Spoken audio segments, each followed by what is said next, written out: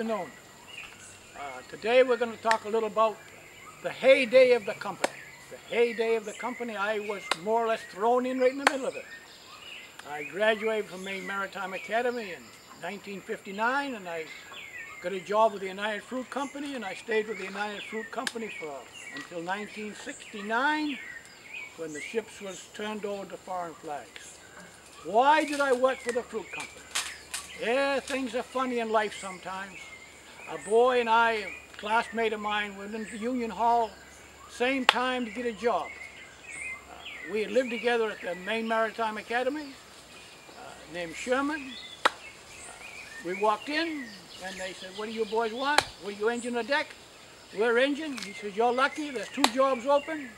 One on a passenger liner going to Italy, and a banana boat going to Central America. The United Fruit Company and American Export Lines was the same union, Brotherhood of Marine Officers. So I said to Sherman, "What do you want?" He says, "It doesn't make any difference to me, it doesn't make any difference." He says, "I'll take the passenger boat." Okay? And I said, "I'll take the banana boat." That's a little thing in life where your life goes like that. He married an Italian, a red-headed Italian, almost killed him, jealous thing. And I come down here, and my second trip I met my wife.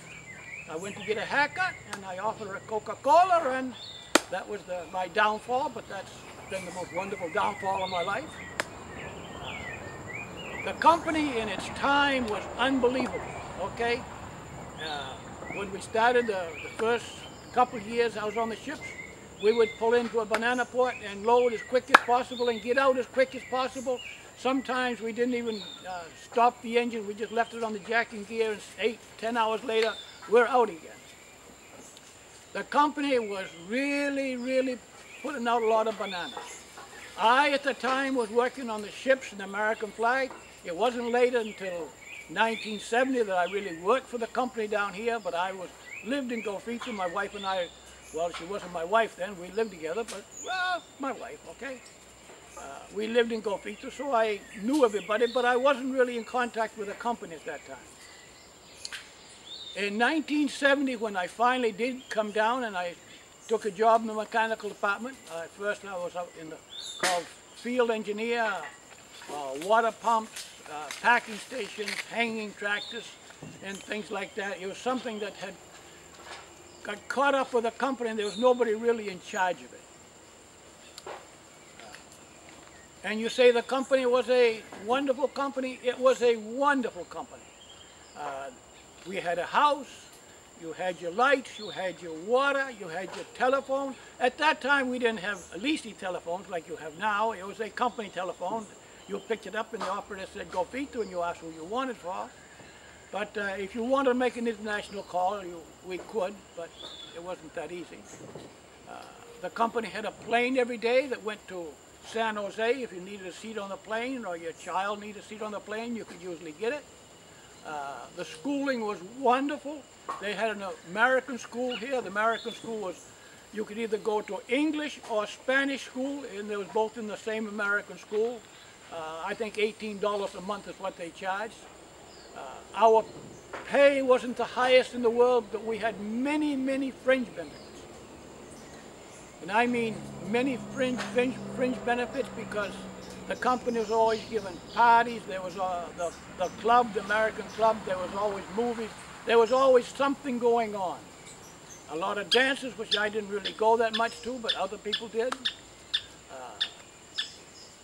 Your house was furnished. A little bit before I came, they used to give even linen on it.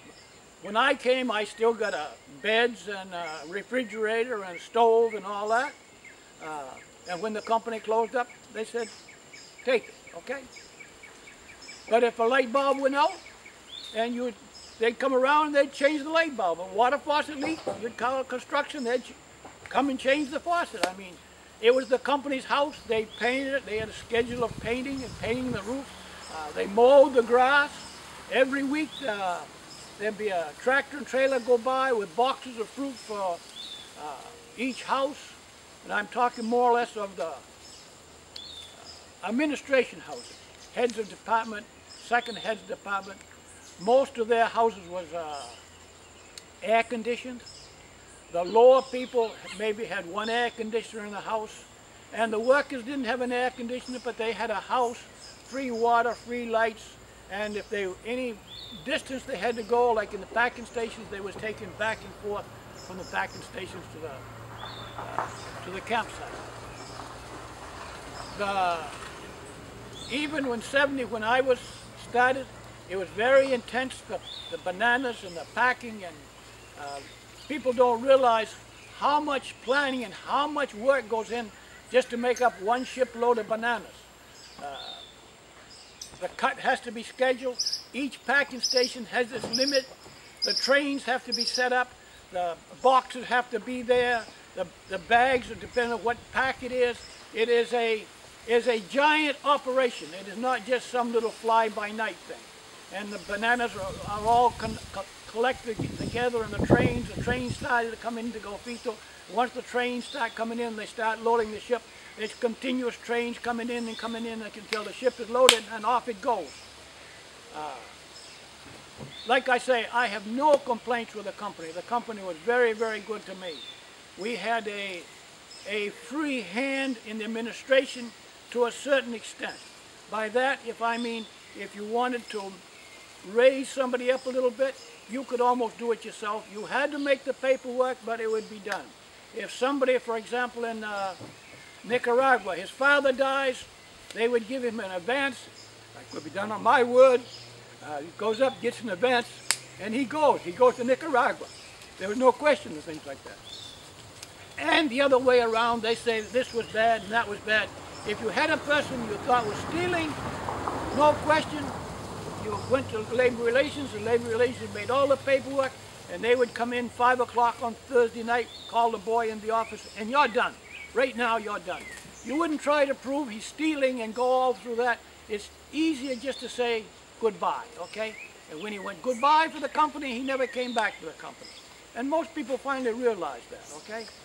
And the company was, if you asked for something, the company wasn't using it, and if you had a use for it, you would usually get it. But you must remember, everything belonged to the company, okay? All the houses belonged to the company. So if people didn't have like they do now, they have to make cabinets or they have to make beds or things like that. Very different. In Golfito today, it is tourism. In the time of the company, there was almost no tourism. It wasn't even promoted. Every now and then there'd be a sailboat or something come in, but it was a company town. It was run by the company. As a matter of fact, there used to be 2 employees in the municipalidad. When they needed something, they called the manager, we need a bridge in such and such a time, and Friday afternoon we will be there and we'll see what we can do, and the bridge will be put in, and that was it. The company, like I say, the company, it was a company town. They owned the town, okay? There was company trucks. There was 3 or 4 old taxis that used to run up and down. But like I say, things have changed a lot since then, okay?